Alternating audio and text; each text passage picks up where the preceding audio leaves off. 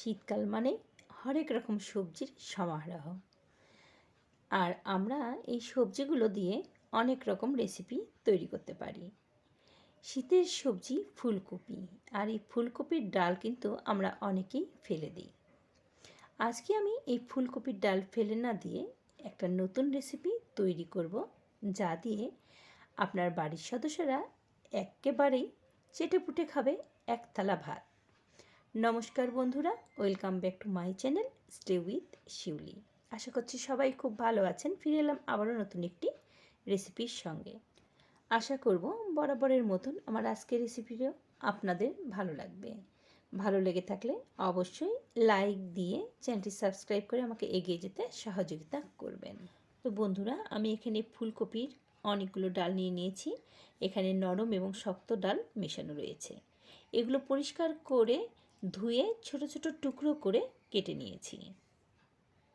এরপরে আমি এখানে জল গরম করতে দিয়েছিলাম, ফুটছে।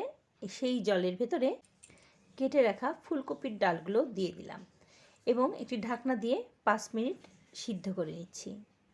5 মিনিট পরে ঢাকনা উঠিয়ে যখন সিদ্ধ হয়ে গেছে, তখন আমি জল থেকে ছেঁকে তুলে নিচ্ছি। এরপরে ফ্রাই প্যানটা ধুয়ে নিয়ে তার ভিতরে একটু বেশি পরিমাণে তেল দিয়ে কয়েকটা শুকনো মরিচ আমি এখানে ভেজে নিচ্ছি। সাবধানে মরিচগুলো ভাজতে হবে। সেই তেলের ভেতরে ভাপিয়ে রাখা ফুলকপির ডালগুলো আমি দিয়ে দিলাম, আর এখানে দিয়ে দিলাম কয়েকটা রসুনের কোয়া। আপনারা এখানে আপনাদের টেস্ট অনুযায়ী বাড়িয়ে কমিয়ে অবশ্যই কিন্তু নিয়ে নিতে পারেন। আর তারপরে আমি এখানে দিয়ে দিচ্ছি একটি কাতলা মাছের টুকরো, সঙ্গে দিয়ে দিলাম কয়েকটা কাঁচামরিচ, আর এবারে দিয়ে দিলাম লবণ, আর দিয়ে দিচ্ছি হলুদ গুঁড়া। অবশ্যই টেস্ট অনুযায়ী লবণটা দিয়ে দেবেন। এরপরে মাছটা একটু উল্টে নিচ্ছি। সব কিছুই আমি একটু উল্টে পাল্টে নেড়ে চেড়ে ভেজে নেব।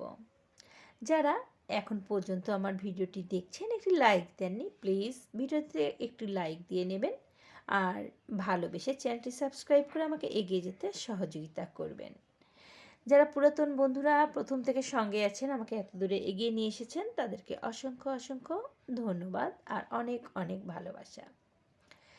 আমি এটা মিডিয়াম টু লো হিটে রান্না করছি, ঢাকনা দিয়ে দিয়ে রান্না করছি, এতে করে সবজির কালারটা ভালো থাকবে। তো মাছটাও কিন্তু এর মধ্যে ভেজে নিচ্ছি, এতে করে একসঙ্গে সব কাজ হয়ে যাচ্ছে।